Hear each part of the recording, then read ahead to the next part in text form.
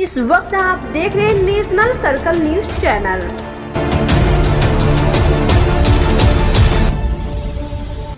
केंद्रीय वाणिज्य और उद्योग राज्य मंत्री अनुप्रिया पटेल ने मंगलवार को कहा कि देश में पिछड़े वर्गों के कल्याण के लिए कांग्रेस की पूर्ववर्ती सरकारें अपनी कोई उपलब्धि नहीं गिना सकती, जबकि मोदी सरकार ने इस दिशा में अनेक निर्णय लिए हैं।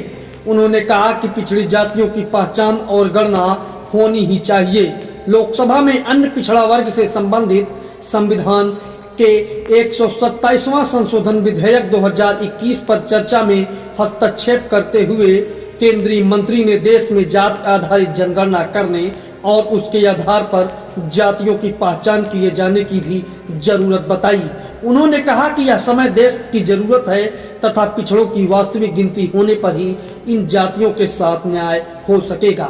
देश में पिछड़ी जातियों को उनकी आबादी के अनुपात में न्यायपालिका, कार्यपालिका और विधायिका में प्रतिनिधित्व मिलना जरूरी है। इन जातियों की पहचान और गणना होनी चाहिए और यह काम राज्य सरकारों से बेहतर और कोई नहीं कर सकता। इस विधेयक के माध्यम से राज्यों को अधिकार मिलेंगे। अपना दल की नेता ने कहा कि केंद्र ने इस संविधान संशोधन को लाकर राज्य सरकारों को बंधन से मुक्त कर दिया है, जिनके हाथ सुप्रीम कोर्ट के आदेश के कारण बंधे हुए थे। अब राज्य सरकारों को तमाम पिछड़ी जातियों की पहचान करने का मौका मिलेगा, ऐसे वर्गों को न्याय मिलेगा। मोदी सरकार ने पिछड़ा वर्ग के लिए उठाए गए कदमों से अपनी प्रतिबद्धता को साबित किया है, ऐसा भी उन्होंने कहा। और ओबीसी आयोग को संवैधानिक दर्जा देना इसका बड़ा उदाहरण है। यह बातें अनुप्रिया पटेल ने कही।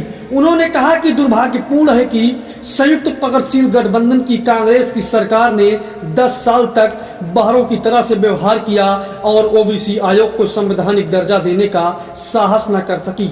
मोदी सरकार ने यह साहस करके दिखाया, इसके लिए प्रधानमंत्री जी बधाई के पात्र हैं। केंद्रीय विद्यालयों, सैनिक स्कूलों और जवाहर नवोदय विद्यालयों में पिछड़ी जातियों के बच्चों को आरक्षण इस सरकार ने दिया।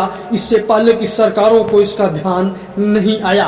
मेडिकल प्रवेश परीक्षा नीट ओबीसी को आरक्षण मिलना भी प्रधानमंत्री जी की उपलब्धि है। अनुप्रिया पटेल ने कहा कि कांग्रेस की सरकार पिछड़ों के लिए अपनी कोई उपलब्धि गिना ही नहीं सकती।